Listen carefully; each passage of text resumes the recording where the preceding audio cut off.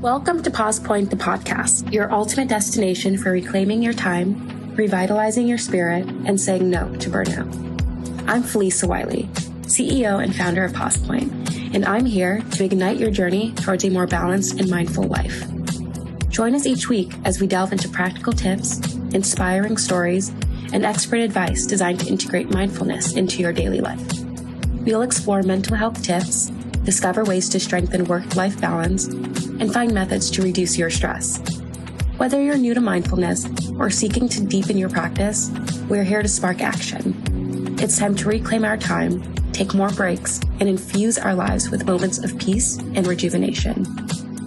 We'll share practical tips, inspiring stories, and expert advice to help you thrive in today's fast-paced world. Let's create a mindful world, one pause at a time.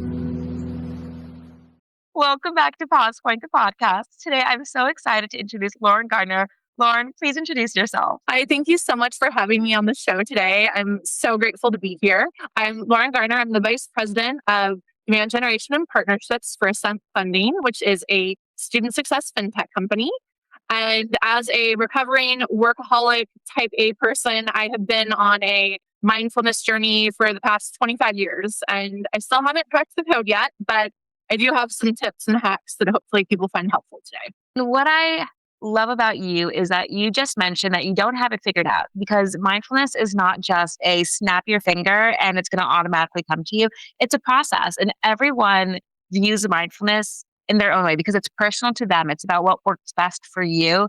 So I'm so curious, what does mindfulness look like in your day-to-day life, both professionally and personally? Yeah, it's changed so much over the years. When I was in my years, I got diagnosed with an anxiety disorder. And that's when I started to learn about mindfulness and trying to get tips and find ways to kind of control my emotions and control my anxiety, because I care so much about things. I think that's part of that, the type A trap, is you just care so much and you have all this anxiety. And so it's like, how can you be more present, more mindful, and slow down? So in the beginning, it just started with things like take a deep breath, or someone said, put a sticker by your computer. And anytime you feel stressed, look at that sticker. So I like to go diving. And so I have a tropical fish sticker that I would have on my computer. And then when I get that anxiety, I look there and I'm like, just breathe, relax, think tropical, happy thoughts.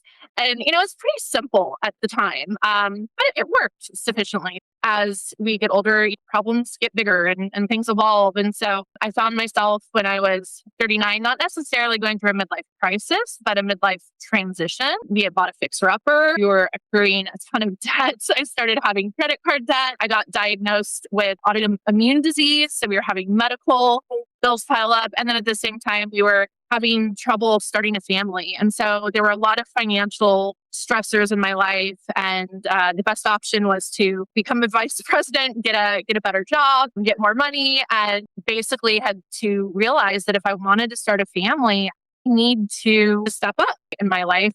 But as you take on more responsibility at a VP level, you also need to be more mindful, because now you have more responsibility, you have more pressure. And maybe we don't have the money pressure, but now we've got the going through IVF pressure and the family pressure and being on executive team pressure. And so being in that spot in my life, I really had to look at how was I self-sabotaging and where was I getting in my own way of being healthy mentally and physically, dealing with all of these issues. And so I think a few things that, really helped me professionally is to not be as reactionary. So I think historically, I have this strong sense of urgency. So just reply. Sometimes I wouldn't even read my emails before I would hit reply. Now it's taking a step back, taking a big, deep breath. Okay, I'm going to read this. And if I don't have time in between meetings, I'm not going to send that email. I'm going to wait and really making sure that I'm very intentional and mindful about what I'm communicating, what I'm putting out there, and really maintaining those relationships. I think that really helps. I think also something that's really fun that I do as well is if there's an email, let's say it's a big deal or a big contract. I know it sounds silly, but it makes me feel better. But when I write the email, I will send it with positive intention. I'm like, okay, I'm going to send this email out. I'm going to get good vibes and we're going to have a great multi-million deal because of this email. And I just put it out there and before I hit send. And so I think things like that really do kind of help professionally and just being less reactionary. And then I think in my personal life, I've been on this journey of just being really open. And I think that's my biggest advice to people is if you feel stuck and what you thought would be working for you isn't working, just be open. And I've tried so many things. I can't say I've tried everything because there's still tons of things out there, but I've done the Reiki. I do sound bowls every Friday and we're looking to get certified. I go to acupuncture. It was twice a week on my fertility journey. Now I'm pregnant, so it works. So now I only go once a week. But really having that self-care, that time for myself to reflect, that quiet time to let my mind kind of be free of distractions and really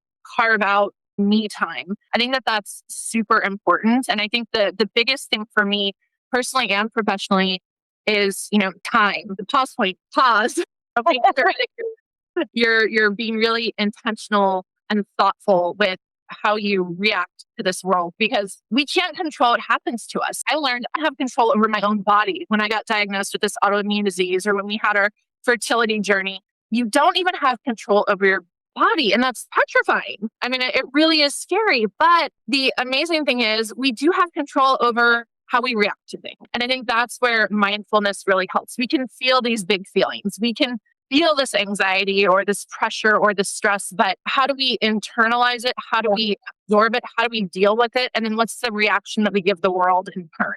And I think that's where mindfulness really comes in personally and professionally. I love your answer to that question. And I love that you have gone over a couple of things that you do, like before you send your emails out. So like you mentioned, like taking a pause and like adding some like positive like intentions with them. And what's really funny is you said that, and it actually made me remember that you can actually feel someone's energy through the words that they type, the words that they choose to type, and even like the punctuation. And even if someone, like, I don't know about you, I use like exclamation points because I want everyone to know how happy. And however, I have read emails where like it's only like periods, which is like fine and professional, but like I know it's sent with like good vibes. But I've also read it where it's like sent with that same punctuation, and you're like, that's an attitude. Just like the phrase you chose, per my last email, or per my notes. 100%. And I mean, some people could say this is unprofessional. I've sent CEOs and C-level executives smiley face. Yes, I did. For connecting, smiley face. I try to have fun with my communications. I don't want to show up. I'm not a stuffy person. Yeah. I'm in finance and I'm a VP in a fintech company.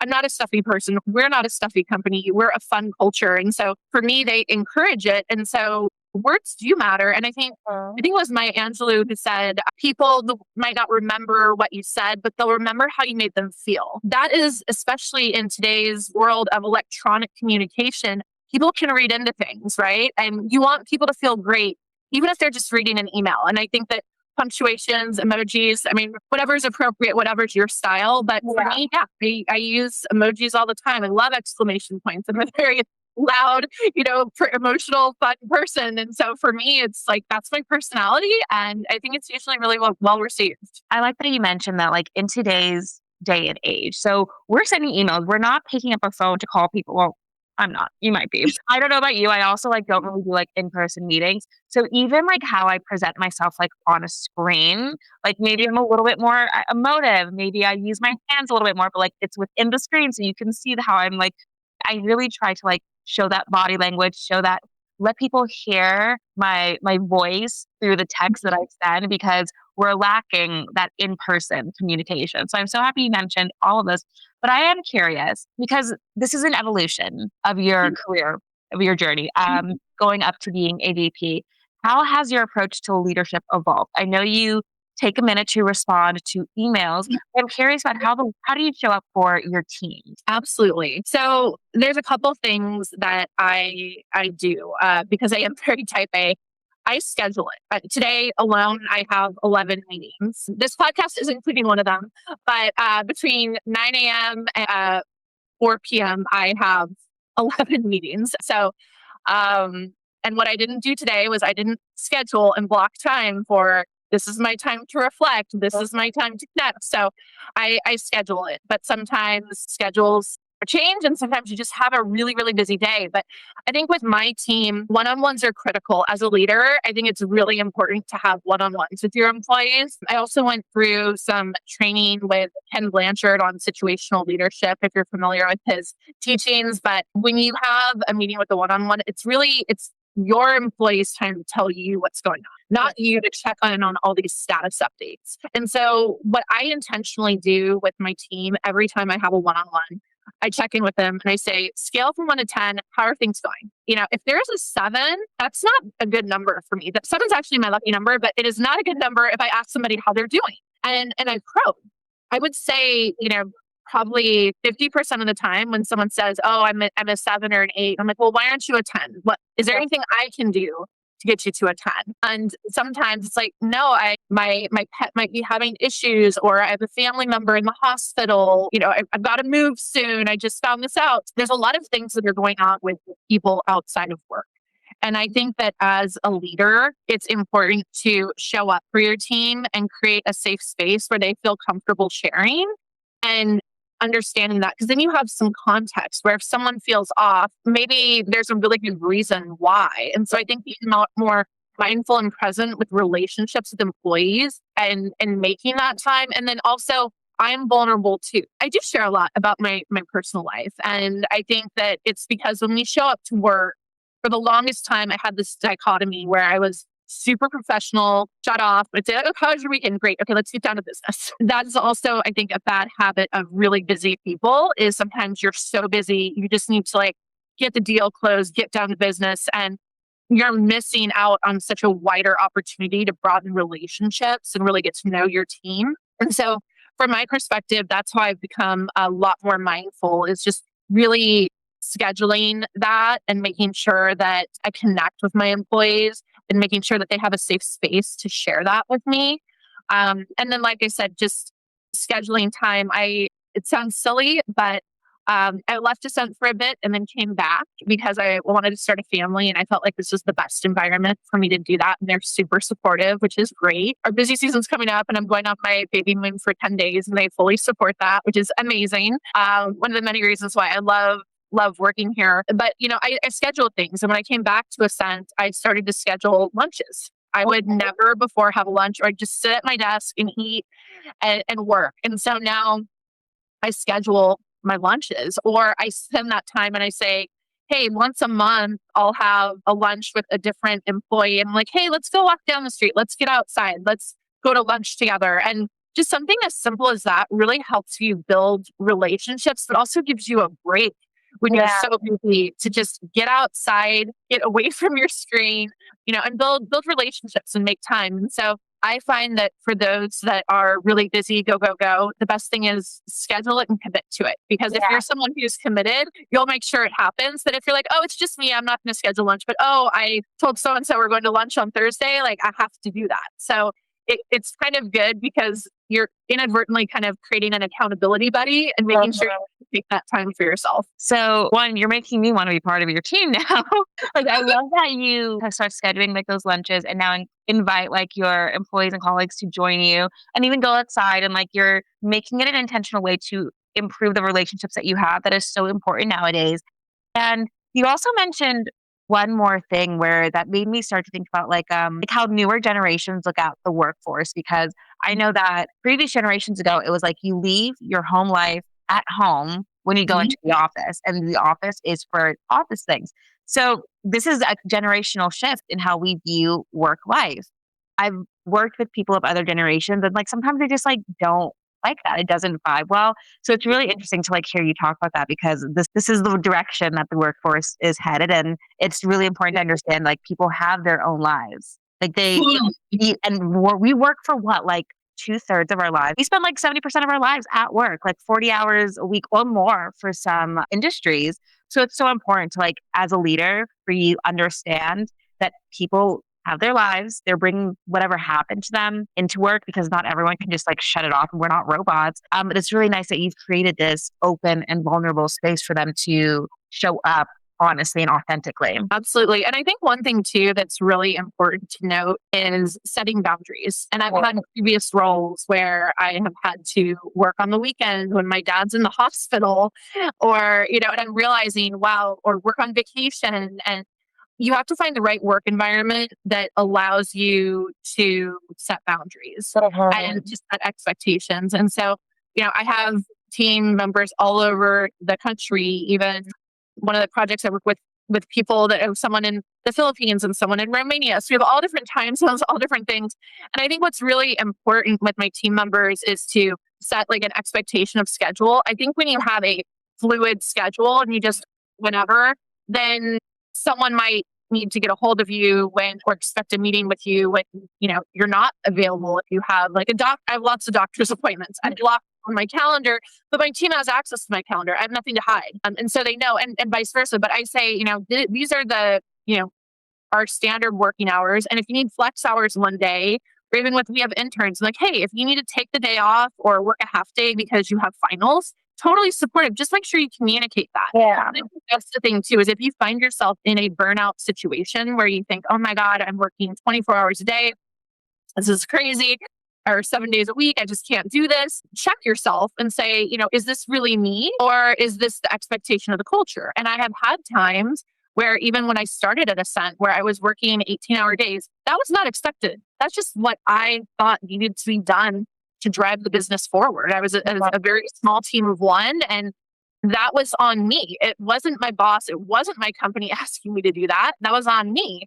But then I found myself in other roles where I have been working a lot and I feel like I'm on call. And actually, yeah, that's the culture. Like that's expected. You get paid well and that's what everybody does. So I think it's also important to set boundaries with your team and also know the work culture and understand, does what this expectation fit with my lifestyle and what I'm trying to achieve?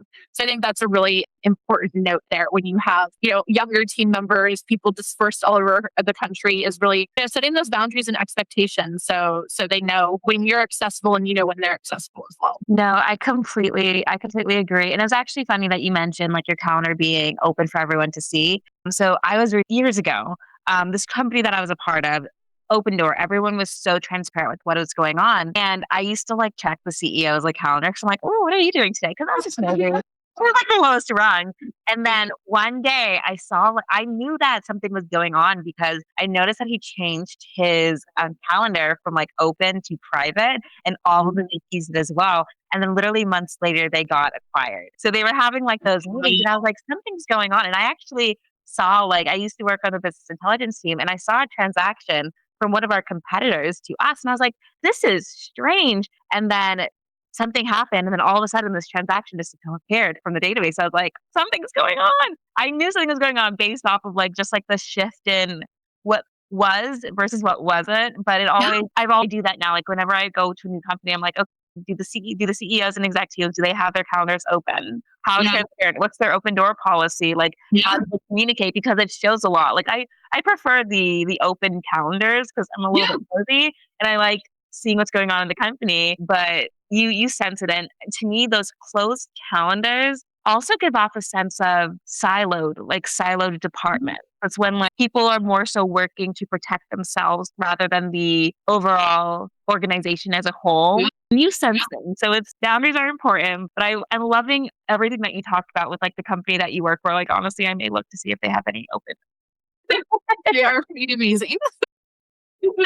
You have previously talked about you were open about your anxiety. How do you distinguish between anxiety and your intuition? That's a great question. Yeah, I actually just got on Tuesday, I finished my certification for an intuition workshop. So I got in contact with an intuition coach. I'm like, what is an intuition coach? Like, I don't understand, but oh my gosh, she gets results. It is amazing. If you have a challenge or you don't know what to do, you will always leave with a really clear direction and path. And so I was really excited when her name's Laura Sorg, her website's called The Healing Intent. And Laura, when I found out she was doing this workshop, and I thought, what an amazing gift to myself to figure out how can I do this? How can I just treat myself and understand my intuition? And so I think that anxiety is a tricky thing. I think it was Deepak Chopra who said that creativity is the best form of imagination and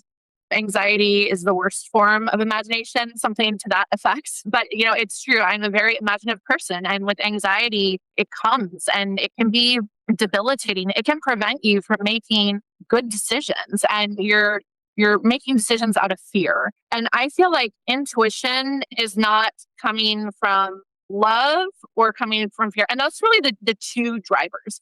I hate to simplify it, but it really is everything either comes from fear or love. And anxiety comes from fear, right? And so for me, when I have anxiety, one thing that's really funny to try this, I don't know if this is true for everyone, but for me it is. I get excited. And when I think about anxiety and the feelings I feel when I'm anxious and then the feelings I feel when I'm excited, they're almost exactly the same. I talk fast, my heart's a little flustered, but it's the intention, the interpretation in my mind that, oh God, something really bad is going to happen, or I don't want to screw this up, or, the excitement, oh, I can't wait for this to happen. This is going to be good. But my body feels the same way, either way, which is kind of interesting. Worry is a little bit different than anxiety. That's a knot in the stomach. That's a little different. But I feel like anxiety and being excited, my body personally, they're very similar feelings. And so when I do feel anxiety, when I do feel worry, when I feel like I'm getting ahead of myself, I literally, I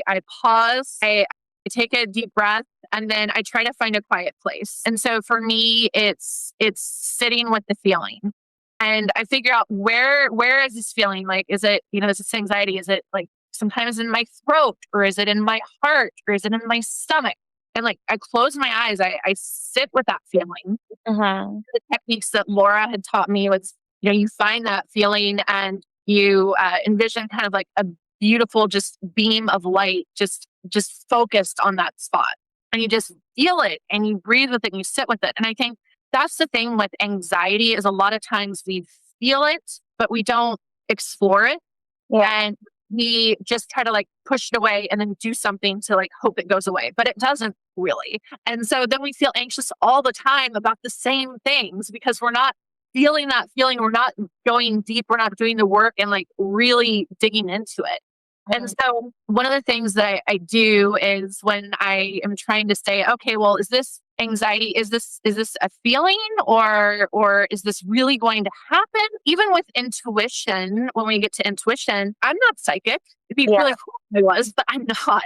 And so anxiety is predicting the future and I can't do that. And even if I have positive intentions and I make decisions, I can't do that. And so I feel like my intuition is a tool to help me combat the anxiety, to make better decisions in the moment. And can your intuition be wrong? Absolutely.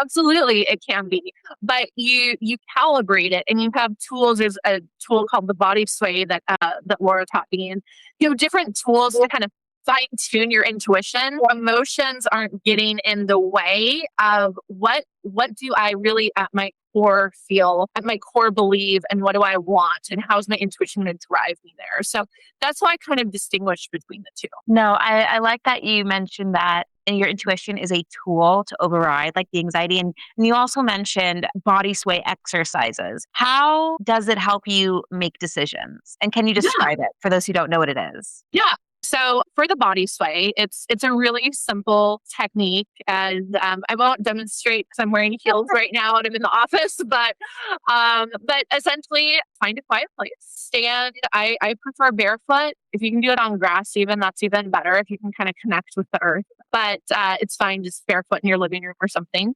Close your eyes, you take a deep breath, put a slight bend in your knees, and then you're going to ask yourself some questions that you know the answer to. So you stand there with your knees slightly bent. And then based on the question, your body's going to go forward or backward. And when I first heard of the body sway, I thought, well, I'm forward's positive. Forward's going to be a yes for me. I was shocked it wasn't. So for me, actually going backwards is a yes. But for other people, going forward is a yes. So you have to kind of calibrate your body and your mindset. So you have to take a minute and ask yourself some questions where you know the answer to. So, what's my name? Or where do I? So like, am I Lauren Garner? Yes. Do I live in Carlsbad? Yes. Do I have a very cute Australian Shepherd named Mabel? Yes.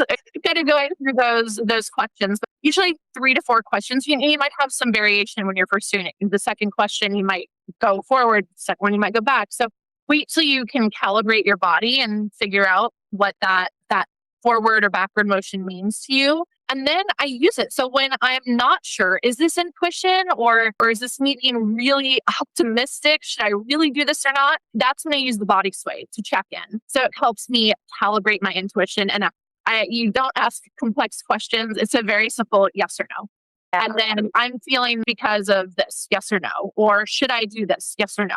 I don't use it for big questions. When I was going through fertility treatments, like, are we going to have a baby? Yes or no? I'm not psychic. I know my body slight isn't going to give me that information, but should I do this podcast with you today or reschedule? I had a very strong, I need to do this. Yes, I'm going to be here and show up today. So that I didn't need to use the body sway. Here's other situations like, oh, should I take this meeting today? I use it at work. I use it in my personal life. And it's a great way. It's another tool to leverage with your intuition when you find yourself at a spot where you're maybe not sure where to go. So it's a nice guide and I really enjoy it and I use it daily. No, honestly, I think I need to give that a shot and I will send you a message later to let you know which one's sway is my yes and which one is my no.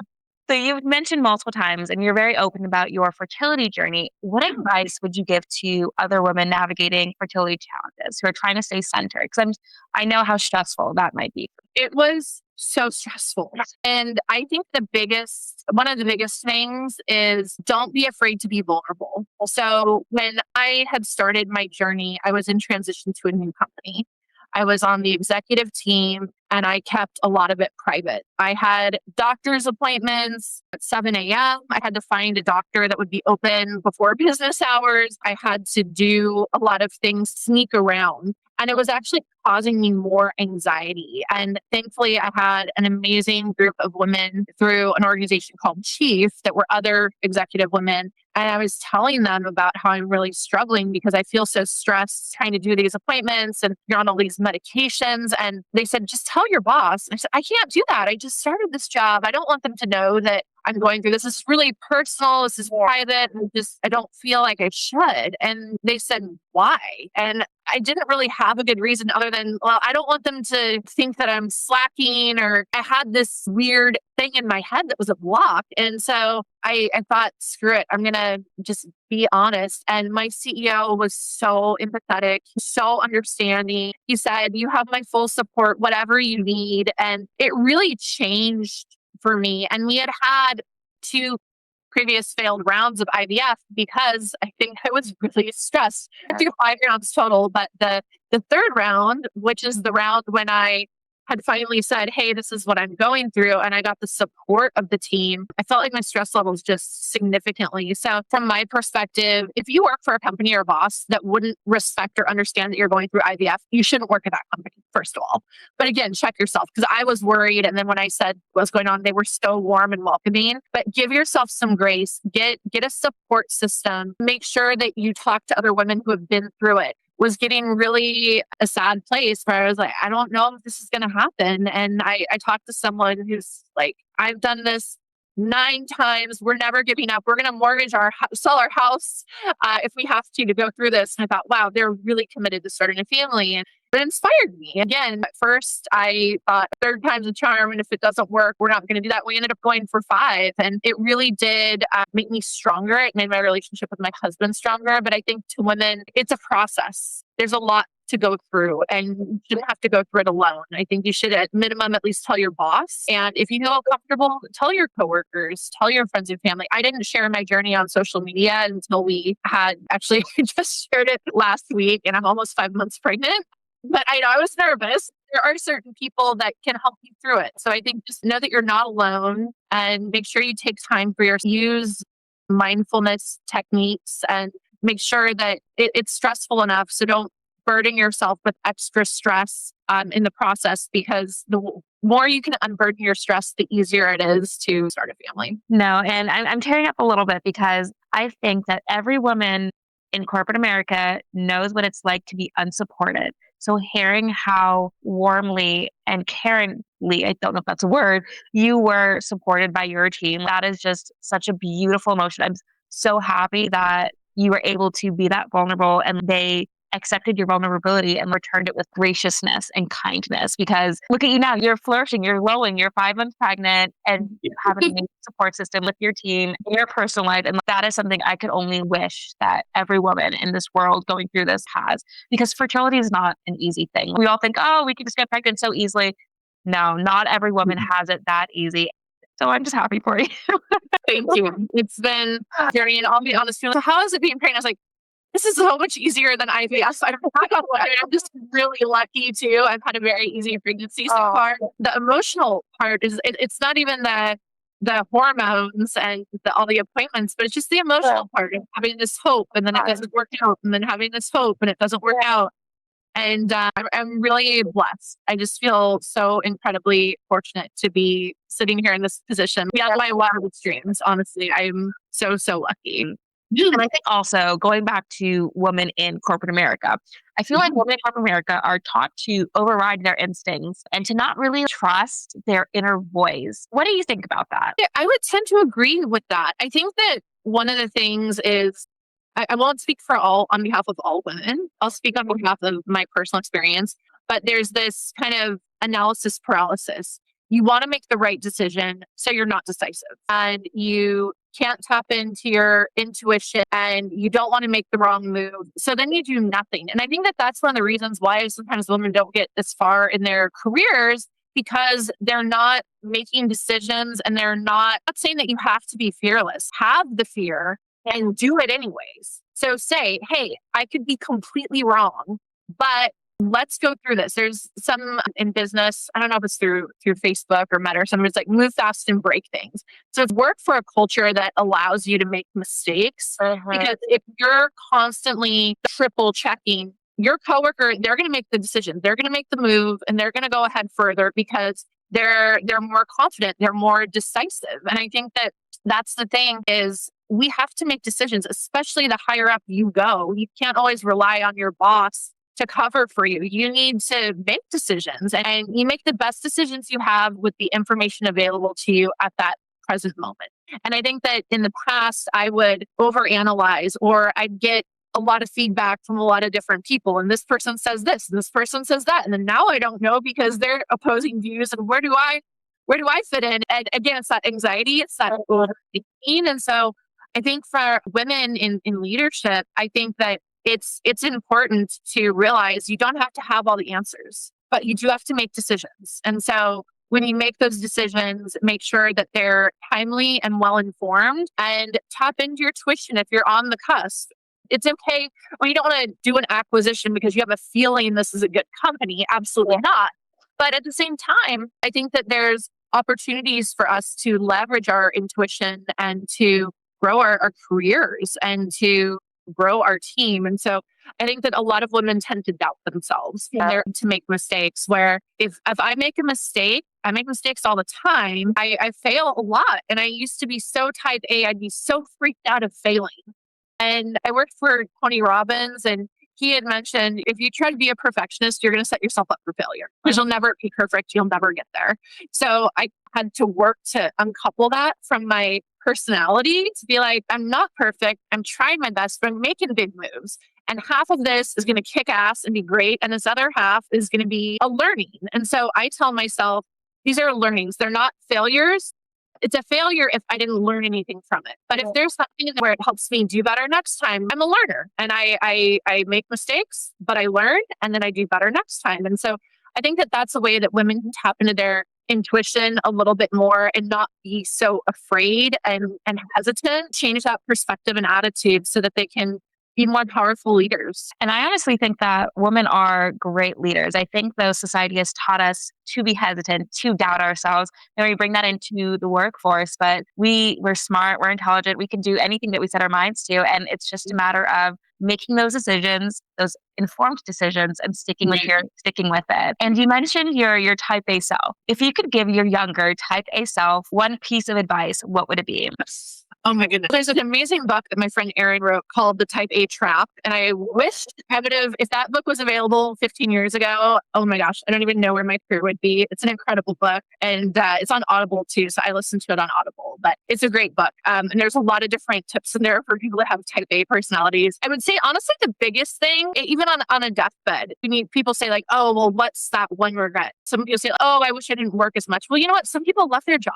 Some people are like, I wish I worked more. I have a very fulfilling career where I'm helping people. It's not that. The one thing I think it boils down to is worry less. It comes down to that anxiety, because I think that people waste so much of their life worrying about things they can't control. You can't control. You try to do certain things to make an outcome go in your favor, but you really can't control a lot of these things. So why poison your mind, your heart, your soul, your body with all this worry when a lot of it we can't control? I'm not sure if you've ever read The Four Agreements. It's one of my favorite books, but just do your best. Do your best and worry less. And then that way you don't have regrets. You do the best that you can with what you have at the time, and just give yourself that grace and don't worry as much. Lauren, honestly, we're at time, but you are an inspiration, and you are an inspiration to so many already. Thank you so much for your words of wisdom. You had me in tears. So honestly, can you write a book about your experience? I think so many women can learn so much from you. So just thank you so much for everything, for joining me on this podcast, everything. Thank you. It's been absolutely lovely. Thank you for joining us on PausePoint podcast. We hope today's conversation offered you a moment of reflection and inspiration. If you found value in this episode, please consider subscribing and leaving a review on your favorite podcast platform. Your feedback helps us grow and reach more listeners like you. Stay connected with us on social media or follow us on PausePoint.io for updates and additional content. Until next time, remember to take a pause, reflect, and move forward with intention.